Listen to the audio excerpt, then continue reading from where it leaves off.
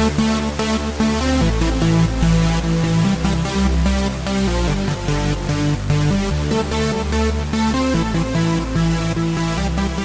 in again, ladies and gentlemen, to another episode of the R&D Sports Report.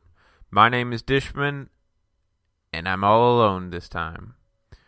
Riley came down with a little bit of sickness, so it is on me writing solo on this episode.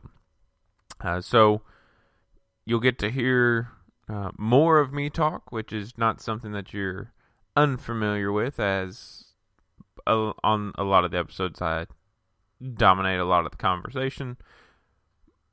But this week, you only get my voice. So sorry if that disappoints you. But we also won't have any of Riley's crazy comments this weekend, or have to deal with any of his insane thoughts. But hopefully he will be back with us again next week, and we'll get back to our normal show. But I felt it was important to continue this on this week and to provide some content here, because this is a big week up and coming. As I sat here and record this, it is a Thursday morning, right? A few hours before the NBA Finals start. They start later this evening, and then also we're a few hours removed from the deadline to withdraw your name from the NBA draft, and a lot of major decisions were made yesterday. So, with that being said, we're going to go ahead and get started here with the NBA draft decisions, and to kind of discuss some of these quote-unquote bigger names that are returning to college, and some that are leaving to continue their dreams of becoming a professional basketball player, most notably, obviously, in the NBA. But, some may just want to play professional basketball as a whole. One of the bigger names that's out here that has decided to stay in the NBA draft is Brian Bowen. And from everything I have read, the reason for him to stay in the NBA draft, right, he's staying in there after the NCAA said, hey, South Carolina, he's going to have to sit out pretty much all of next season. So they have decided, they as in, I guess, the Brian Bowen camp, have decided to keep his name in the draft. At this point, really, what does he have to lose?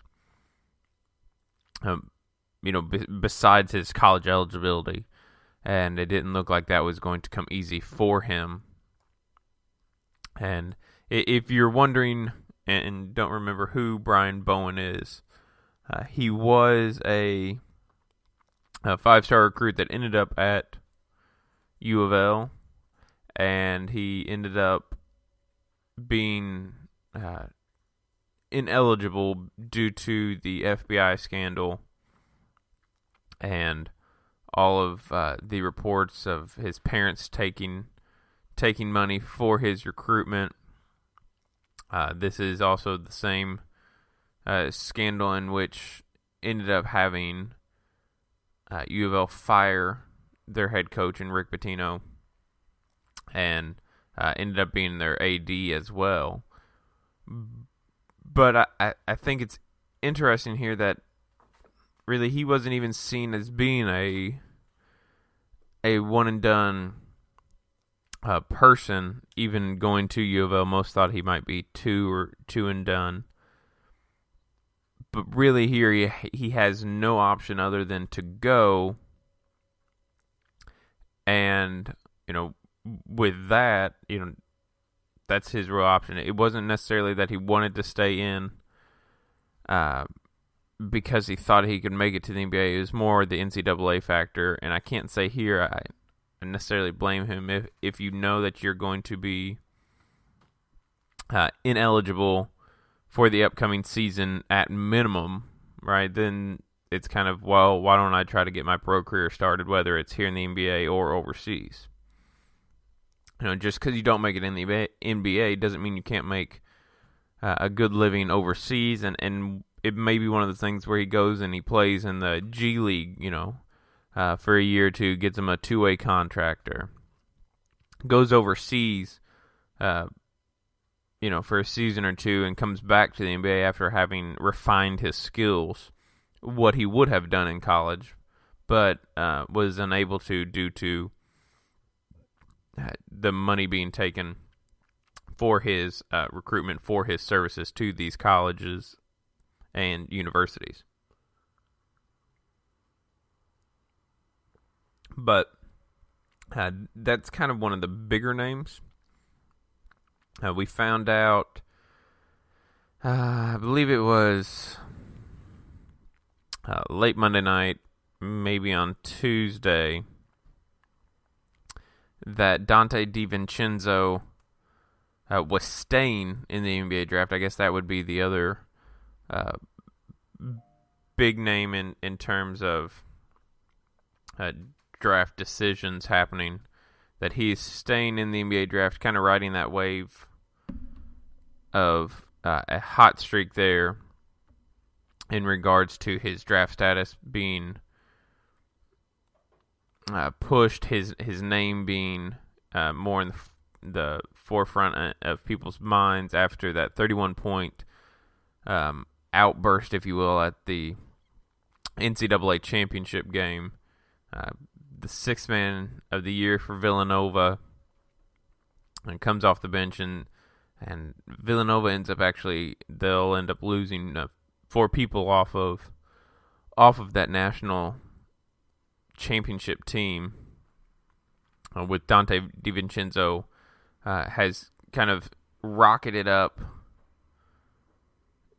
the draft boards here, and the thing is that he even tested well and tested to be a great athlete at the combine, which I think also helped his status there. It helped to move him up to keep him in that national consciousness in regards to the NBA draft. And it's going to end up, I think, somewhat hurting Nova because they won't get him back. Most probably thought that from 6-man this year, then he would move on, kind of be the star of Villanova for next year, and then maybe leave after that. But he had such a strong season, and it's not like it was just the 31-point outburst in the national championship game that gave him the reason to leave. It just helped to bring him onto a national stage. He, I think, averaged somewhere around 15 points coming off the bench, and as I said, he tested well at the combine to be able to help improve his status there, and to keep him in the forefront there,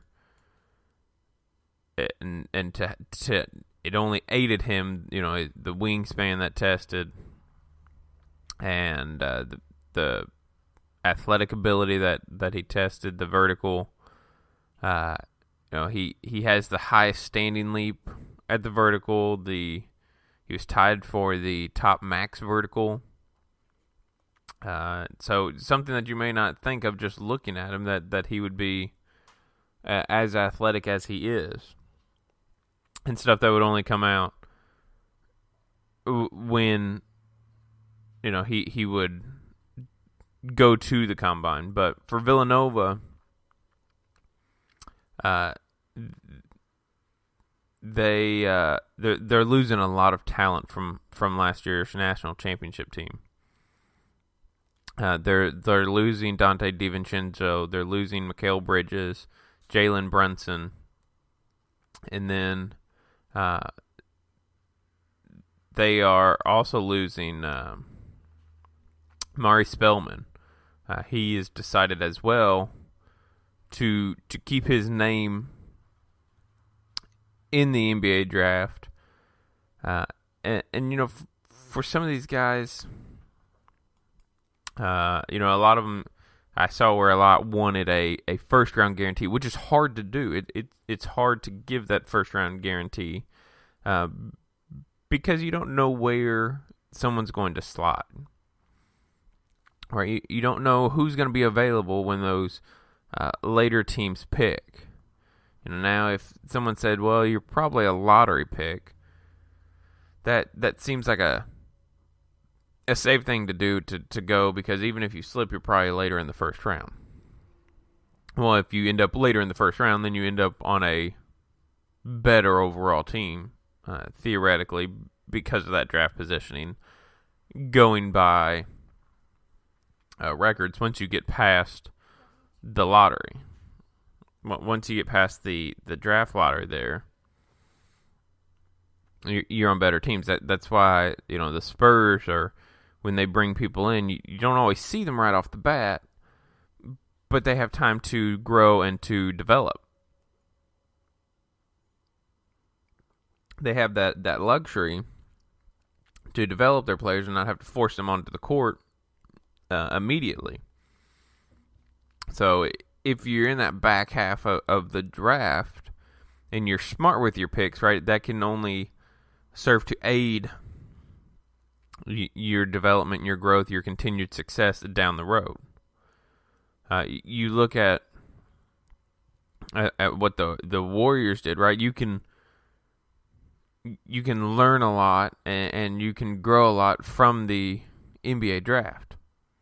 Granted, I know they weren't drafting late in the draft when they drafted Steph Curry and Klay Thompson, but at the same time, they found a guy in Draymond Green in the second round.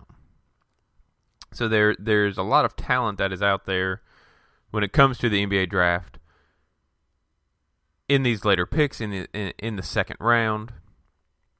But for Villanova as a whole, this might shake up kind of their possible success for next year. Although they are welcoming in their recruiting class a 5-star point guard, and then they also have a pair of 4-star forwards that are coming in. And it'll be interesting to see how Villanova does, because typically they're not a freshman-heavy team, much the same way that a Kentucky and Duke would be a freshman-heavy team. Dependent, you've got 3 top freshmen going to Duke next year, and they're going to rely on them a lot. Villanova's kind of built this on kind of serving your time, helping the team out where you can, and then you can take over. Dante DiVincenzo was a red shirt. He set out a year voluntarily. Believe Spellman did the same thing. He was a redshirt freshman, so he set out a year. They've established this where the players are able to kind of to set back, and they're able to grow and not forced into the spotlight immediately. But when they hit it, they are larger stars. But some of the other draft decisions that are happening, you have Auburn. Mustafa Heron withdrew from the NBA draft, but will transfer from Auburn. He was, I believe, Auburn's leading scorer last year, and the reason apparently that he is transferring is to be closer to his mother, to transfer to another school, and he is trying to get closer to her so she can come to more of his games. According to his father, he's transferring to be closer to his mother, who's recovering from a massive concussion. I'm not necessarily sure what that means, because obviously I'm not a doctor, but I would think a really, really bad head injury there. But apparently his mom's been sick for about a year, and he wants to be home and closer to his mom, and he knew that if he came back to school, right, he would need to transfer. And with these decisions, guys are able to go home, and I think that probably played a role in his decision, right, to withdraw from the NBA draft, but to say, hey, I want to transfer as well. So, Auburn has a chance here to end up losing a lot of their talent that they had last year, a lot of their scoring. With Heron deciding to transfer, originally it just came out that he was withdrawing and transferring, and you didn't know the aspect that he was transferring to be closer to his mother, who is sick, and so the rumors kind of started flying around and saying that maybe it was the fact that Bruce Pearl's one of those guys that people love but also wears on you at the same time, much like you've kind of heard people say about LeBron. Players love playing with LeBron, but at the same time he is kind of so hard-nosed and into getting it correct and putting in all that work that it becomes tiresome, that it wears on you after a while. But the other kind of notable here that are returning to school, Udoka Azubuike is returning to Kansas for his junior year, which I think for Kansas, I believe he was in and out kind of last year, being a little injured. If he stays healthy, that's a big plus for them to have that low post presence that he brings, and one more year I think can really help him to sharpen his skills, and next year you probably will see him go and become maybe a first round pick somewhere.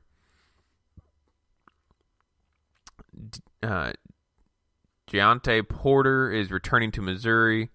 I believe he is the brother, if I'm not mistaken, of Michael Porter Jr., who is staying in the draft, and he's the younger brother of Michael Porter Jr., who only played a few games with Missouri. If you remember last year, he got hurt in the opening minutes of Missouri's first game of the season, and ended up setting out with a back injury and decided to go into the NBA draft. But Deontay Porter did not hire an agent, and he was kind of one of those guys that was maybe late first round, early second round, and didn't really have a bump as some of these guys get when they come out of the draft combine, that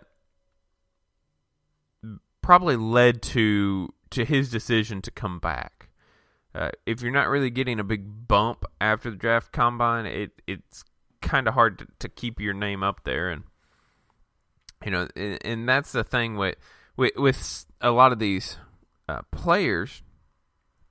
If you don't have an agent, you're kind of having to work out on your own to pay all this stuff on your own. When you say you're going to leave college and you hire an agent, that agent can then kind of forward you some money, will pay for you to go have training sessions with different people, we'll get you here and there, we'll get your name out there more for those NBA front offices, right? We'll get you more exposed so that they know your name. so that they can get to know you, and the agent is there to obviously help you because they want you picked higher and to be able to make more money and to be able to make the most money as you can, because that affects them as well. Right? The better you do, the better they do. So they are going to be the advocate for you. They are going to hype you up to teams. They're going to help you try to train to improve your skill set in just a few weeks' time before you would get to the draft combine, so you can really impress there. When you don't have that ability, you have to either go pay, your family has to pay, and a lot of these players, right, their family doesn't have that money. And then you kind of get in this gray area of, well, how do you pay for this? And it becomes kind of a whole mess. But Deontay Porter is, he's kind of a stretch big man, stretch 4, if you will. I think about 6'10", 6'11", averaged somewhere around 10 points, grabbed 7-8 rebounds a game. During his freshman campaign, and as I said, he's the younger brother of Michael Porter. He reclassified to be able to play with his brother. His brother got hurt, so then he kind of became the star all year while Michael Porter Jr. was on the bench with a back injury. So, apparently for him, like a lot of players, getting that first round guarantee was kind of a selling point, right? He wanted a guarantee that somebody would pick him in the first round, and I never really got that, and it's kind of hard to say, if you're, let's say you are the Rockets right there at the end of the first round, right? It's hard for you to go, yes, Mr. Porter, we will pick you if you are still available here when it gets to we like you so much, right? Because they don't really want to show their hand, because then that's going to get out. Then someone might pick him before they can get to him. So, it's hard to give that guarantee, and which leads me into another guy who is looking for that first round guarantee, and P.J. Washington from Kentucky. He was looking to be able to get that first round guarantee and never really got it, and he decided yesterday to return for a sophomore season at Kentucky, which in and of itself is a rare thing in this one and done time to see somebody coming back. But I think that's only for his benefit, and only something that will ultimately help him and could end up pushing him into a potential lottery pick come next season, come next draft time especially. He's able to get back in the gym there and get back to Kentucky, work on his game. He's got a pretty good low post game as it is, and he rebounds like crazy. He hustles, he has that energy. But if he can add that, that 20-foot shot, even a 3-point shot, where he becomes kind of a tweener, a stretch 4, and if you will, a Draymond-esque type player, where it's my job is to beat and battle and occasionally hit these threes, and the thing with Draymond is he doesn't hit them at a high clip. So if PJ can work on that and hit them at a pretty high rate, he's going to make himself super valuable to teams come next draft season.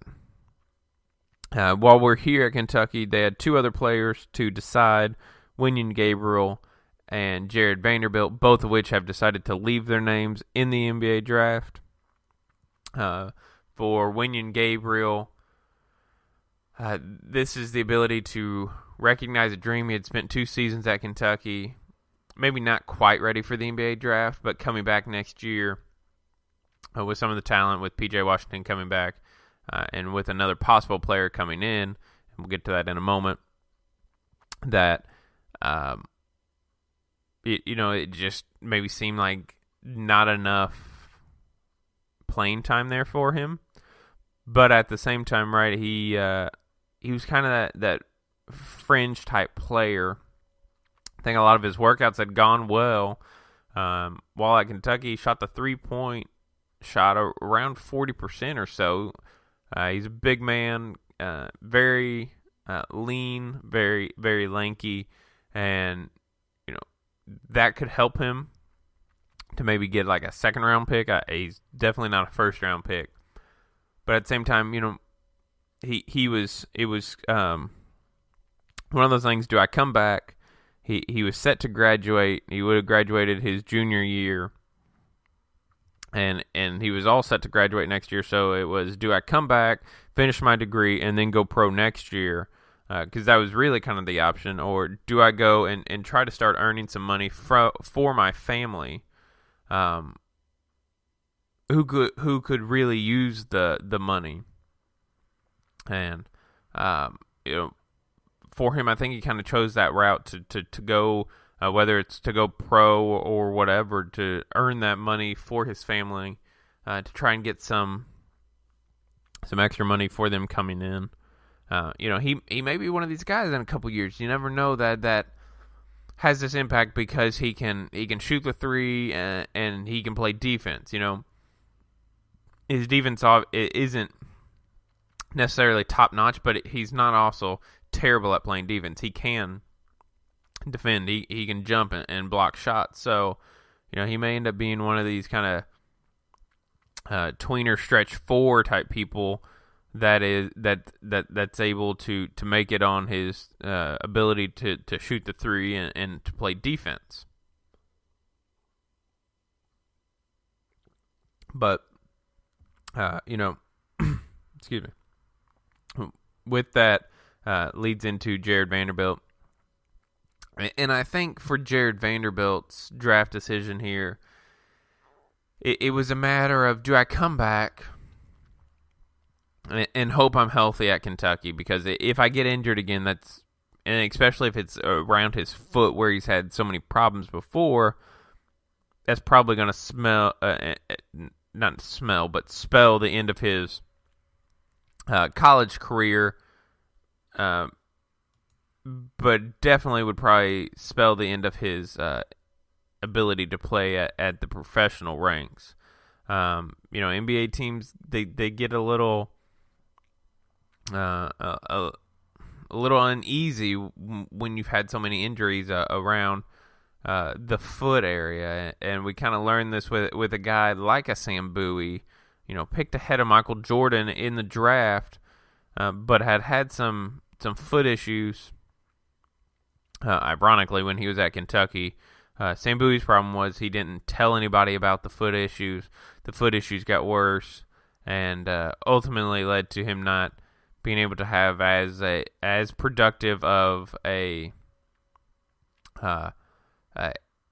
career. He had he still had an NBA career, but it wasn't what people thought. Obviously, with him being picked ahead of Michael Jordan, it wasn't quite the career that everybody thought he should have had. But that'll tell you what a foot injury obviously can do when you're a basketball player playing on that all the time. It's kind of one of those mystery things. When Jared Vanderbilt was healthy at Kentucky last year, he had one of the highest rebounds per minute stat lines of anybody in college basketball. Offensively, he's a little deficient, and would really have to improve that. And that's kind of where he would have sat going into next year. Had he returned to Kentucky, would have been, okay, can I stay healthy? Because he's had injury history back through high school. So that might scare a little bit of the NBA teams away. I assume he'll probably go undrafted and maybe sign a free agent contract or a summer league deal. And that's kind of where he'll land, I assume. I don't think anybody will take him in the second round because we've seen those second round picks have become more and more valuable. I mean, you're talking of in the NBA Finals, two people right off the top of my head that were second round picks, right? Kyle Korver and Draymond Green. Both played good roles for their respective teams. And we see the value that teams are placing on that second-round pick.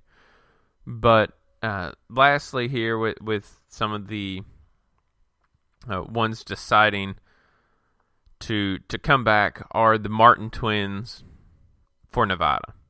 And I really think this is interesting. Excuse me. Only for the fact that this makes Nevada a pretty dangerous team going into next year. A team that reached the Sweet 16 this year, lost by a point to Loyola Chicago, and I probably had the chance to hit the Elite Eight, possibly even the Final Four. Their head coach, Eric Musselman, has been a head coach at the professional. He was a head coach there in the CBA, I think, was an assistant in the NBA. He's kind of used to all this a turnover. Matter of fact, I've heard a story of where he lost his best players, and it was mid-road trip in one of the CBA games, which was kind of the developmental league for the NBA. And, he lost them and had to overcome that in the midst of a travel, right? It wasn't that it was at the end of the season. It was mid-season, midweek. Everybody else is going on this bus, and these, two, whatever, are getting off. But the Martin twins coming back, Cody and Kayla Martin, they, were great players last year for Nevada, look to only improve, and I think, honestly, that it will ultimately help them and could possibly push them into a top 5 preseason pick, which would be odd for a team like Nevada coming out of the Mountain West Conference. They've also got some recruits coming in and other people still there from last year's Sweet 16 team. So probably early on a pick that could be a sleeper Final Four team, if you will. Maybe even an outright just Final Four pick, along with most people probably picking a Duke and Kentucky to also be there in the Final Four. But the other college basketball news yesterday would be that Stanford's top scorer Reed Travis announced yesterday, after pretty much completion of Stanford's school, the way they do their school. Yesterday was their last day, and he announced that he would be transferring. Odds look like Kentucky might be the favorite for him to pick him up, but other teams certainly, I assume a Nova might go after him and try to gain his talents on their team, especially with Spellman kind of leaving. Duke obviously will probably try to go after him. Kansas might even.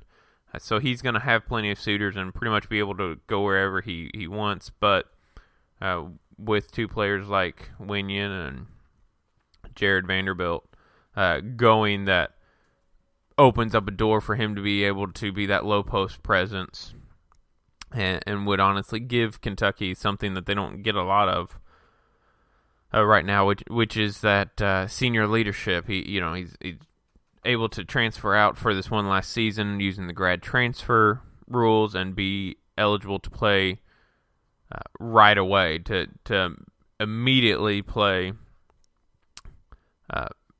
for whatever team he goes to, and it looks like it might be Kentucky. So for them, the rich kind of get richer, so to speak, and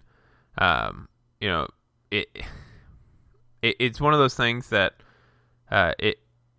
when the guy announces that, he's transferring, then all of a sudden you already have where he's going to go. It's kind of like, well, how do you already know he's going to go there, or how do you know that's the odds-on favorite? And it's probably one of those, back channel talk things that a lot of teams do, and kind of predictions. And I honestly also believe that he has his own interest, right? He's been at Stanford. He's been in the Pac-12. And he averaged somewhere close to 20 points in the Pac-12. But at the same time, right, when you're talking of Stanford for basketball, right, it doesn't get as much exposure. And so, he's a two-time first-team All-Pac-12 selection that could be going, to a team like Kentucky. So you put him alongside a lot of talented freshmen, and as we talked earlier, P.J. Washington coming back. A lot like Nevada having the Martin twins come back. This obviously would help to skyrocket Kentucky into kind of that national championship contender realm, where they normally live just based on the freshmen that they get in there. But it'll be interesting to see where he goes. He's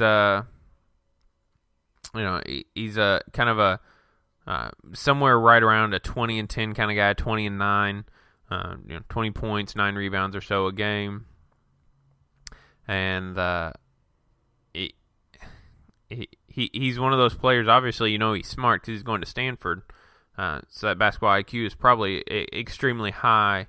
And I've heard people say he's kind of like a less athletic Blake Griffin, a poor man's Blake Griffin, if you're trying to figure out kind of his skill set. But it's something that we'll kind of to keep. But it was interesting on a day where others are announcing if they're staying in the NBA draft or if they're going, that you have Reed Travis announcing he's transferring from Stanford to go somewhere else. So, it kind of staying here within the realm of the NBA, kind of being the major sport going on. Although I do know the Stanley Cup finals are going on. The series is even right now at a game apiece between the Las Vegas Golden Knights and the Washington Capitals. I can't say enough of how impressed I am with the Golden Knights there in Vegas. To be an expansion team, to be in your first season, you rarely see really any success out of an expansion team. You think back to the Browns after moving to Baltimore, suspending operations, whatever you want to call it, and coming back as an expansion team. 98 drafting Tim Couch, and with the first overall pick, and it didn't quite work out. You didn't have the other players to go along, and it seems like the players here on the Golden Knights, right, that were kind of surrendered and not protected by their teams. They said, well, you know what, really, you all aren't going to protect us. We'll show you. We're going to go win, a Stanley Cup ourselves. We'll show you what you missed out on by not protecting us. So, that's kind of the realm there that I lie with the hockey. I'll probably start watching a little bit more of it now that we're into the Stanley Cup Finals. But so impressed by the Knights in their inaugural season to be even at this point, and I know some might say they had kind of an easier trip somewhat to get there maybe, and not as daunting as a task as like the Capitals had to get to the finals, but you're still in the finals no matter what. I don't care. You still had to win those games, and then to be in an expansion team and be there is impressive. But I want to touch on some other NBA news here.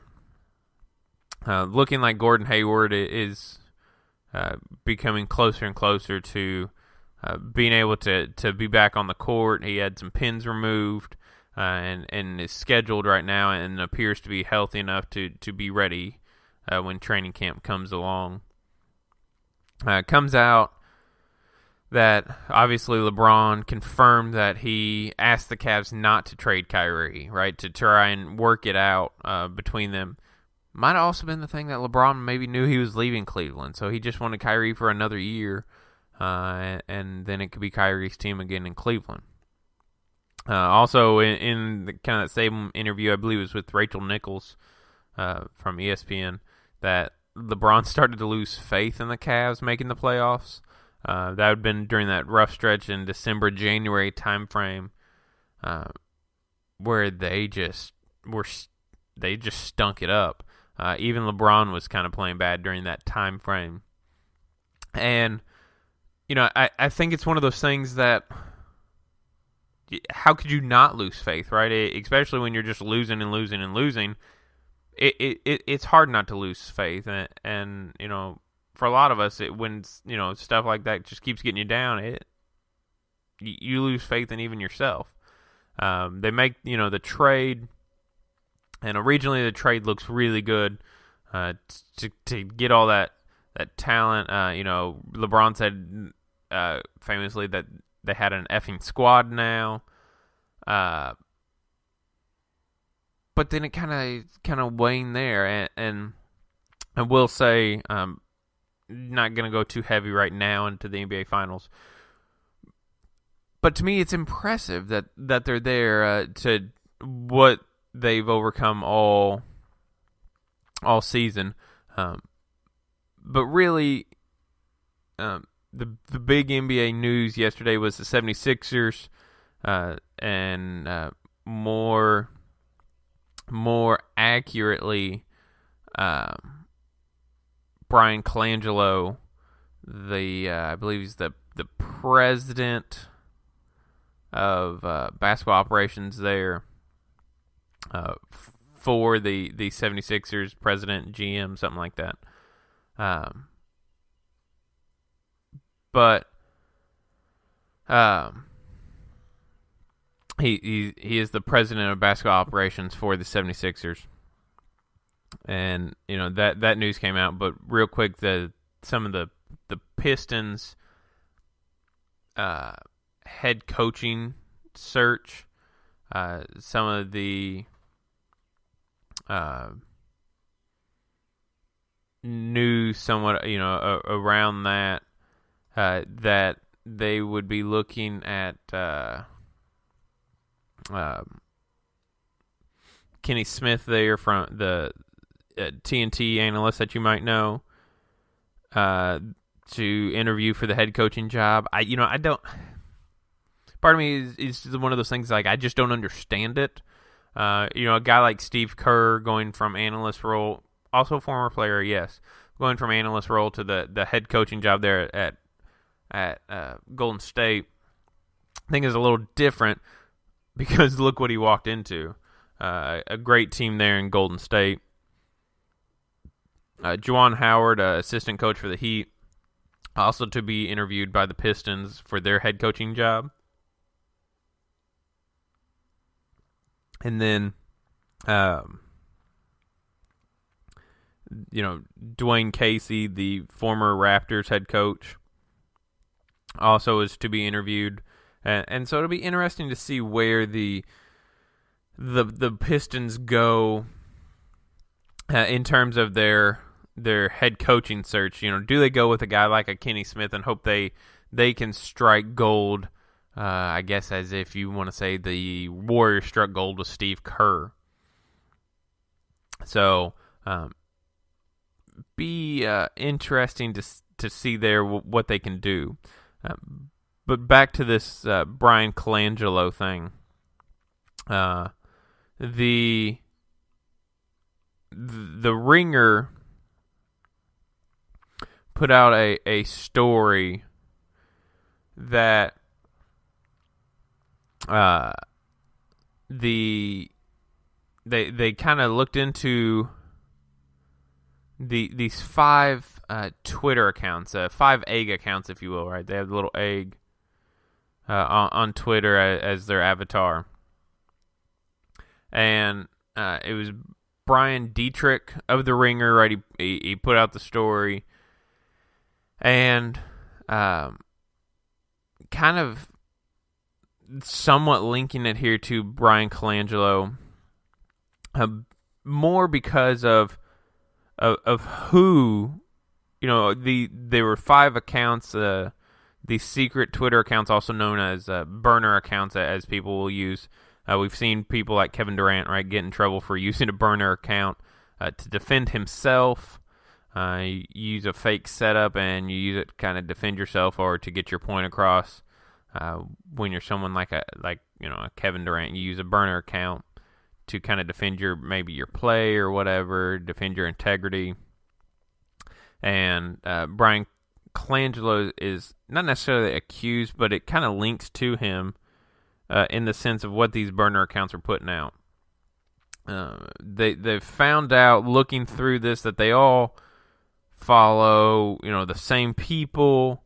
They all are tweeting different things, and these accounts are being critical of players on the 76ers. They were critical of Joel Embiid and, him dancing at a Meek Mill concert when he had an injured knee. They, were critical of the staff, even, the head coach Brett Brown there, colleagues around the NBA, the Toronto Raptors president. They even put out some pretty sensitive information that would have almost had to come from the inside, such as Jahlil Okafor apparently failed a physical in a potential trade with the New Orleans Pelicans, and that's why that trade didn't happen. So, all of this kind of connects, and it looks like these all would have been maybe operated by him.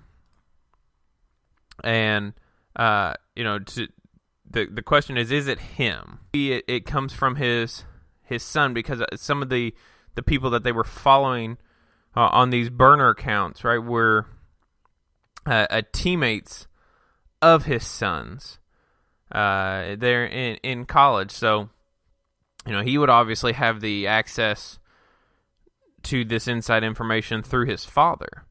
And, it's one of those things that, maybe his dad was feeding him this stuff and trying to put it out there.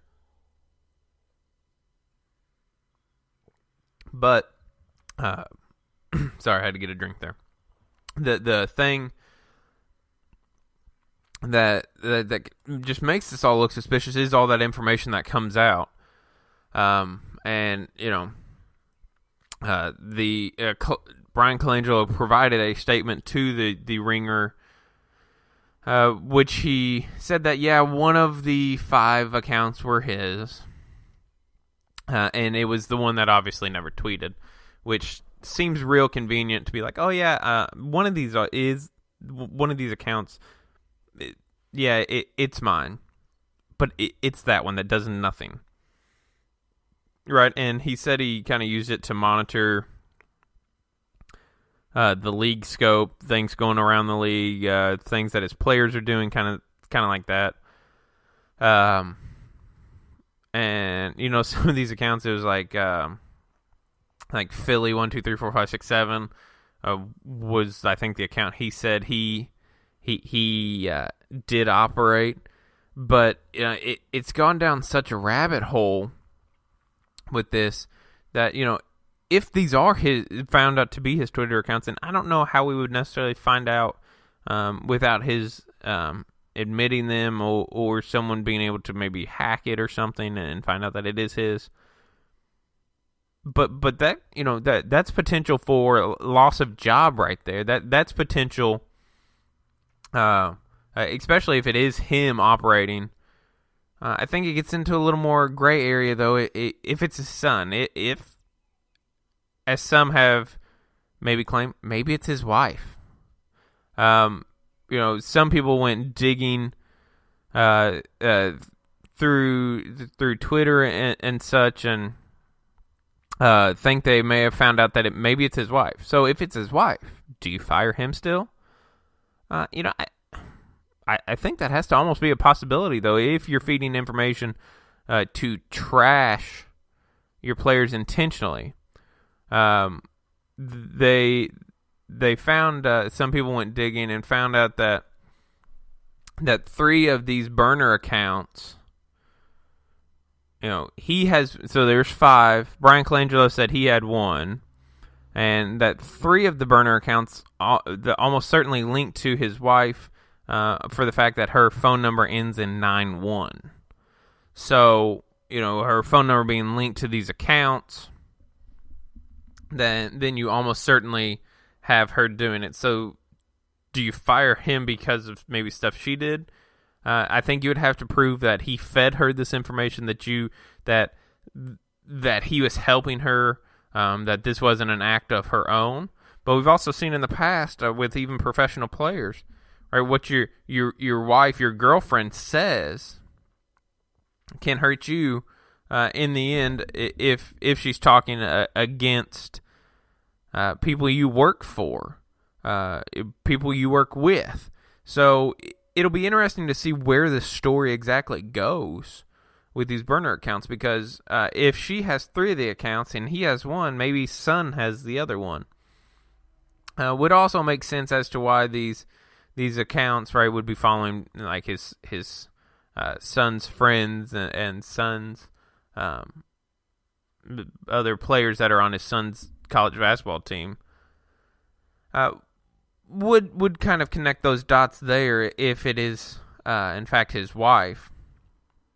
But I think more's just going to keep coming out as people keep digging it, and probably when we sit down to do this next week, that we might have a full answer. We might just have more information. We may have nothing more than we have now. But it is one of those interesting points, because trashing people like Joel Embiid, letting a lot of sensitive material out, and the thing is, like, it's not like these accounts had a bunch of followers with them. So that's the problem with these burner accounts. They're putting all this information out, and pretty much just to defend or maybe even to defame some people, but kind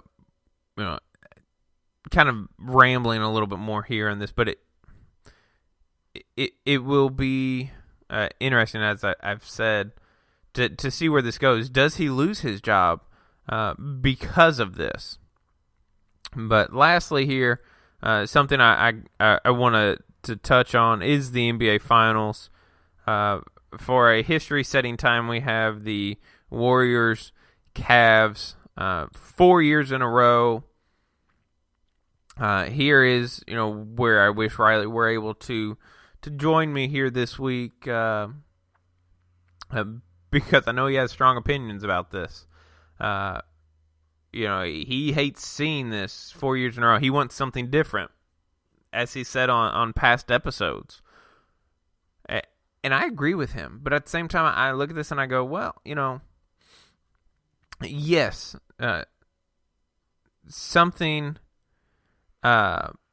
would be, great, with something different would be great, but at the same time, you kind of have a lot of story here. You have LeBron carrying his team into the NBA Finals, a team that without him probably wouldn't make the playoffs. If they did, probably would have made a first-round exit. These mid-season acquisitions, the trades and all that, there's a lot of story dynamics. The Warriors don't seem to be somewhat of the Warriors of old. They seem to have gotten complacent in a lot of games, and I think you saw that with the Houston series. So It'll be interesting tonight to see how both teams come out. And as I said, here in a few hours, you're talking from where we are now. You're looking at 13, 14 hours from where I sit as I record this. That some will say, well, this could be a sweep. Maybe it goes 5 games when it maybe shouldn't go 5 games. But the way LeBron is playing, it's hard for me to see it just go 5 games. Obviously he wins the title when he had Kyrie with him. But at the same time, you have to remember what he was able to kind of push the Warriors to when he had a guy like a Matthew Dellavedova, right, for the Cavs, and to play with that. And, if George Hill is close to what George Hill can be, that's a bonus for them. If Kevin Love's able to come back and be Kevin Love, now the series gets a little closer. Tristan Thompson, he's not going to kill you on offense. For the Warriors, he's not going to, put up 40 points. But he's got to be that energy guy. He's got to be that somewhat of a lockdown defender. He's got to pretty much neutralize Draymond or Zaza or, whoever is kind of playing that 5 against him. We saw how well he was able to do kind of against Marcus Morris and Al Horford in the Celtics series. And what happened when you put a guy like Larry Nance Jr. on there, on the court, you saw him kind of struggle a little more on that defensive end. So he's got to be that defender. He's got to be that rebounder and the occasional, lob catcher. But, for me, I don't know why. I just have this feeling this goes 7, and I think the Cavs can steal it. I really have no basis for that feeling other than the Warriors feel like they've gotten complacent in their play, and that LeBron is bound and determined to make this happen. He doesn't want to lose 3 finals to the Warriors. He's in his 8th straight finals appearance, which in and of itself is extremely impressive. Some of those years he had D Wade and Chris Bosh with him, but I mean, come on, like Michael Jordan even had Scottie Pippen and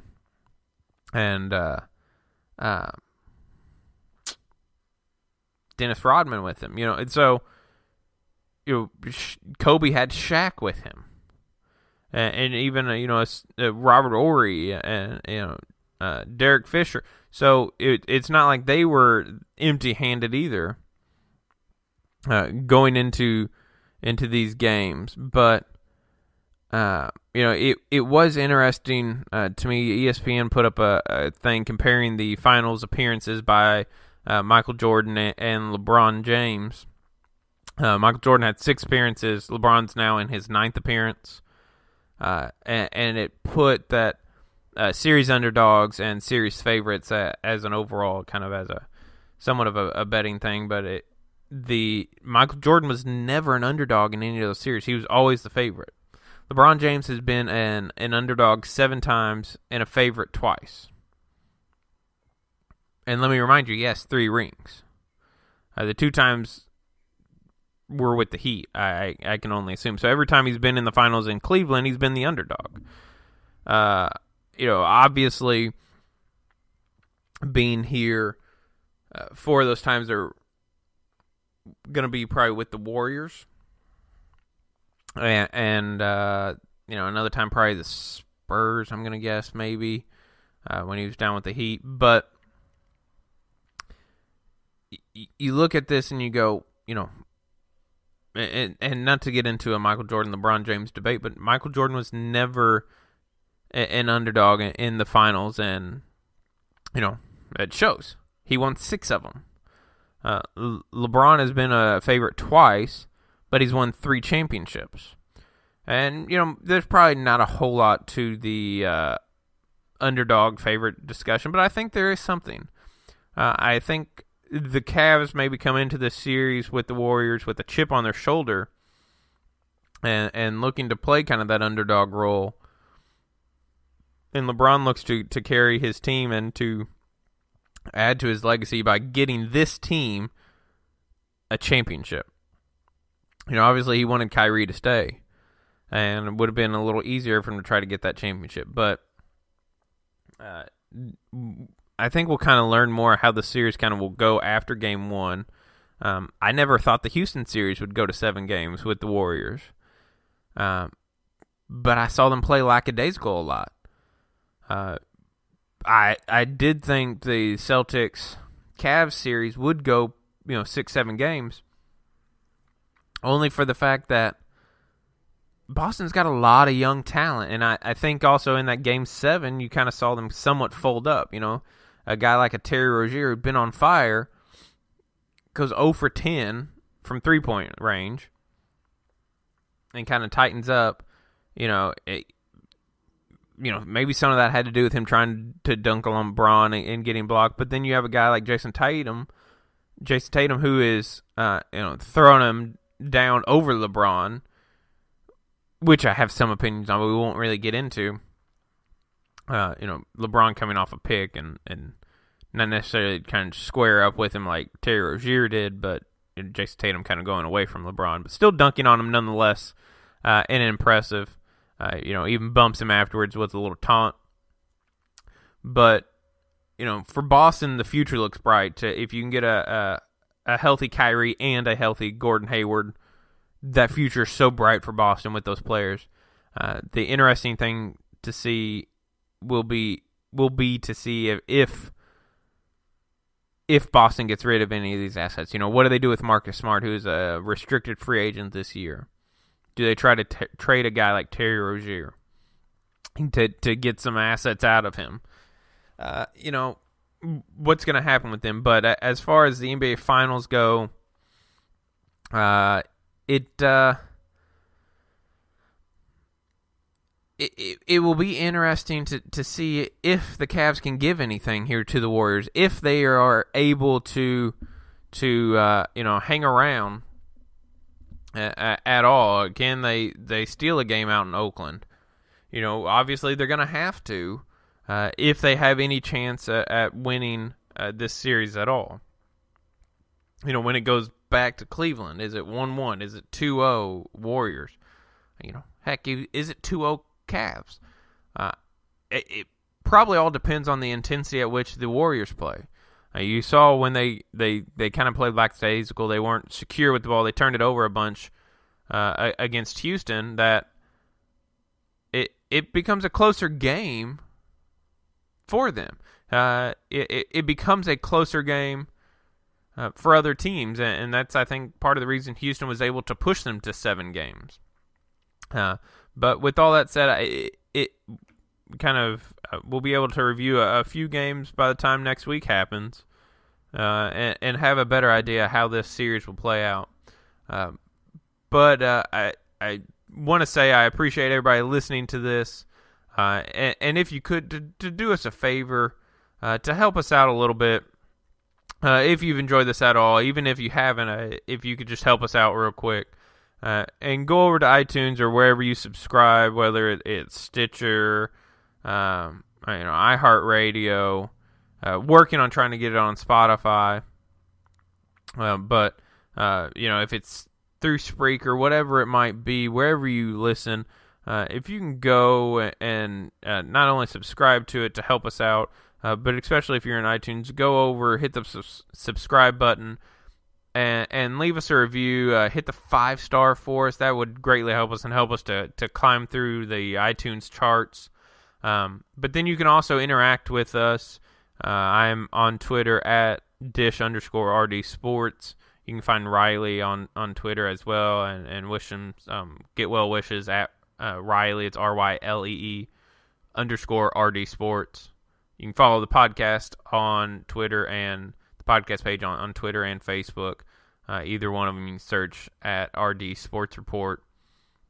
So with all that being said, look forward to having Riley back hopefully again next week. But have enjoyed doing this as well on the solo run, and I think I've babbled long enough. So with all that being said, that will do it for another episode of the R&D Sports Report.